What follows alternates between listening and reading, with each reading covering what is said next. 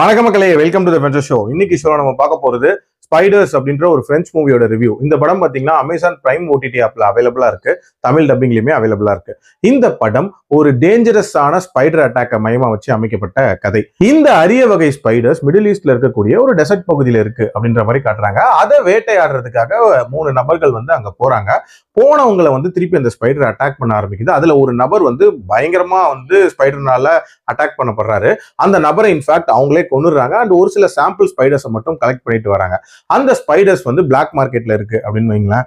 அந்த பிளாக் மார்க்கெட்ல இருந்து தான் நம்ம ஹீரோ அந்த ஸ்பைடரை வாங்குறாரு.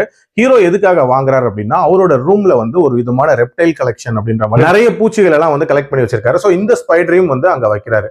ஹீரோ ஆக்சுவலா தன்னோட சிஸ்டரோட தான் அந்த வீட்டுல வாழ்ந்துட்டு இருக்காரு. அவங்க அம்மா ரீசெண்டா இறந்து போயிருப்பாங்க. அந்த வீட்டுக்கு அவங்களோட ஃப்ரெண்ட்ஸும் வந்திருப்பாங்க.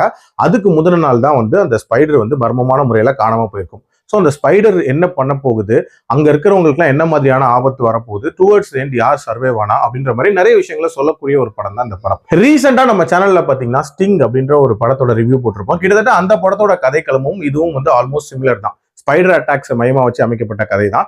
பட் அந்த ஸ்பைடர் எப்படி ஆரிஜினேட் ஆச்சு அப்படின்றத காட்டியிருக்க மாட்டாங்க. பட் இந்த ஸ்பைடரை பொறுத்த வரைக்கும் பாத்தீங்க அப்படின்னா, மிடில் ஈஸ்ட்ல இருக்கக்கூடிய அந்த டெசர்ட்ல இருக்கு அப்படின்றதுல தொடங்கி அது எப்படி ஹீரோ கையில வந்துச்சுங்கிற வரைக்கும் டீடைலிங் அப்படின்றது இருக்கும். அந்த ஸ்பைடர் எவ்வளவு டேஞ்சரஸ் அப்படின்றதுமே இதுல நீட்டா காட்டியிருப்பாங்க. அதாவது அது பெருசா வளர்றது அப்படின்றதுமே தாண்டி நிறைய ஸ்பைடரா ரீப்ரொடியூஸ் பண்ணி அது கச்ச கச்சன்னு நம்மளை அட்டாக் பண்ணுது அப்படின்ற மாதிரி காட்டியிருப்பாங்க. ஸோ அந்த சீக்வன்சஸ்லாம் நீட்டா தான் இருந்துச்சு. அதே மாதிரி இதுல அதுக்கான சொல்யூஷன் அப்படின்ற மாதிரி ஒரு விஷயத்த டுவர்ட்ஸ் தென் கண்டுபிடிப்பாங்க. அதுவுமே ஒரு சிம்பிளான சொல்யூஷனா நீட்டா இருந்துச்சு அப்படின்னே சொல்லலாம். ஆல்சோ அந்த பில்டிங்கே எப்படி காப்பாத்துறாங்க அப்படின்றதுக்கு ஒரு கிளைமேக்ஸ்ல ஒரு சீன் வச்சிருப்பாங்க. அந்த சீனுமே அல்டிமேட்டா இருந்துச்சு.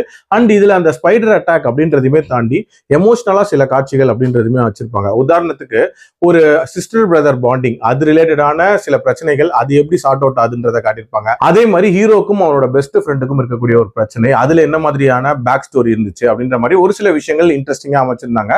டியூரேஷன் வைஸ்மே பாத்தீங்கன்னா less than 2 hours முடியக்கூடிய ஒரு படம் தான். பட் இந்த படத்தோட ஒரு முக்கியமான பிரச்சனையா நான் பாக்குறது, அந்த ஸ்பைடர் அட்டாக்ஸை காட்சிப்படுத்தின விதம் அப்படின்றது இன்னும் கொஞ்சம் இன்டென்ஸா இருந்திருக்கலாமோ அப்படின்ற மாதிரி தான் தோணுச்சு. ஆல்சோ அந்த கோரினஸ் அப்படின்றதுமே மிஸ் ஆயிருந்துச்சு. கொஞ்சம் ராவா இன்னும் அந்த காட்சிகளை காட்டியிருந்தா இன்னுமே ஒரு விறுவிறுப்பு அப்படின்றது உண்டாகிருக்கும். அந்த போர்ஷன் ஸ்லைட்லி எங்கேஜிங்கா இருந்திருக்கலாம். பட் ஸ்டில் என்ன பொறுத்த வரைக்கும் ஒரு டீசென்ட் வாட்ச் அப்படின்னு தான் சொல்லுவேன். என்னோட ரேட்டிங் இந்த படத்துக்கு 3.2 out of 5. அடல் கண்டென்ட்லாம் பெருசா இல்ல, தாராளமா பார்க்கலாம். மீண்டும் அடுத்த விமர்சனத்தில் சந்திக்கிறேன். நன்றி.